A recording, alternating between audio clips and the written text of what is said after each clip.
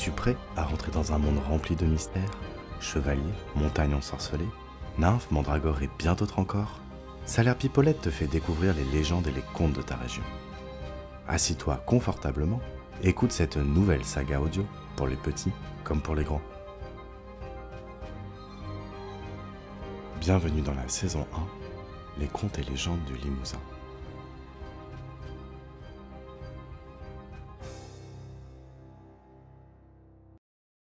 La chatte qui vola le fretou.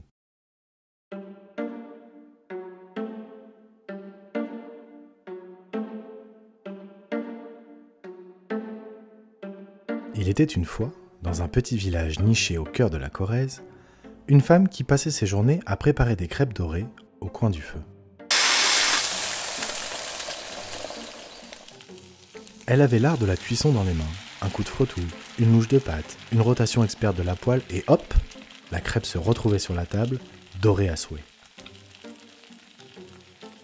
Mais tandis qu'elle s'activait, une petite chatte grise, malicieuse et toujours affamée, fixait le fretou avec envie.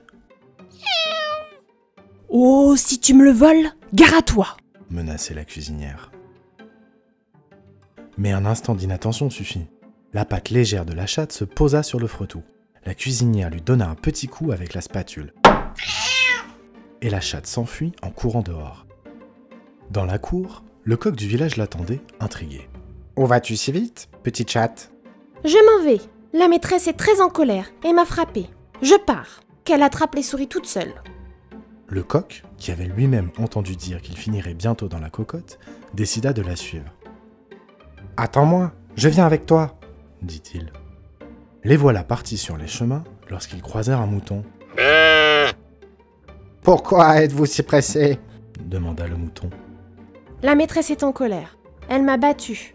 Et le coq craint pour sa peau. Nous fuyons. »« Alors je viens aussi, » dit le mouton. « Elle veut me vendre à la prochaine foire. » Les trois compagnons marchèrent ensemble, mais la nuit commençait à tomber et ils ne savaient où dormir.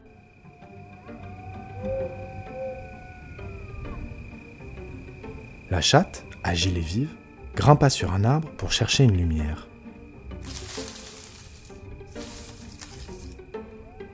Bientôt, elle en aperçut une au loin.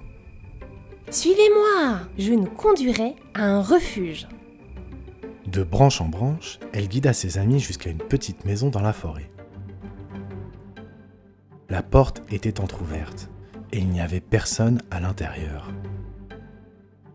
Ils s'installèrent chacun à une place confortable, la chatte près du feu, le coq sur le râtelier à pain et le mouton derrière la porte.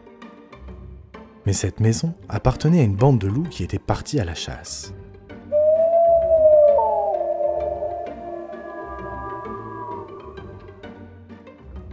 Quand les loups rentrèrent, ils sentirent aussitôt que quelqu'un s'était introduit chez eux. Le plus hardi d'entre eux s'approcha du foyer. À peine avait-il mis une patte à l'intérieur que la chatte lui sauta à la figure, le griffant de toutes ses forces. Le coq, du haut de son râtelier, fondit sur le loup à grands coups de bec et d'ailes. Tandis que le mouton, de toute sa force, lui donna un coup de tête si puissant que le loup s'enfuit en hurlant.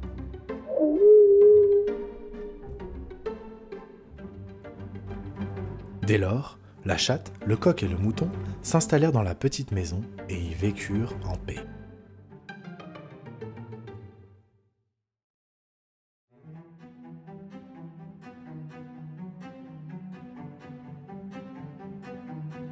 Un jour, une renarde, curieuse et affamée, passa par là.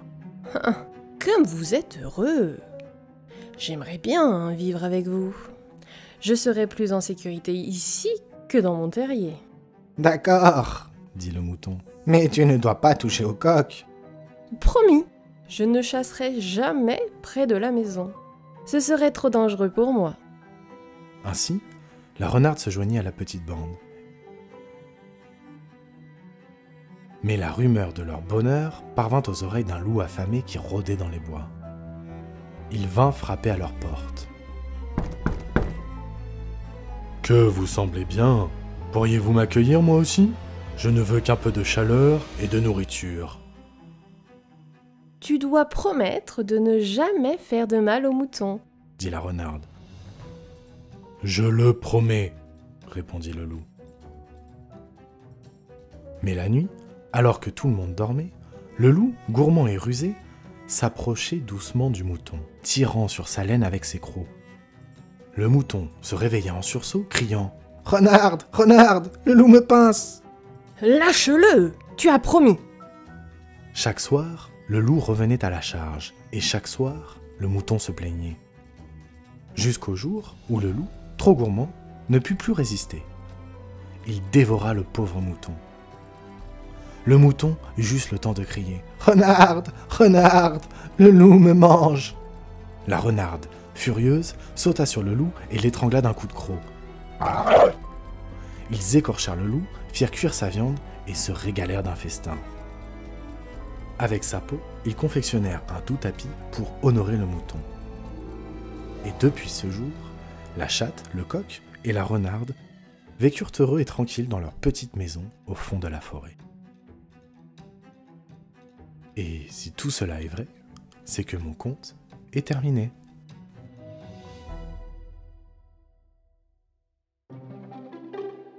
C'est la fin de cette histoire, j'espère que tu as passé un agréable moment.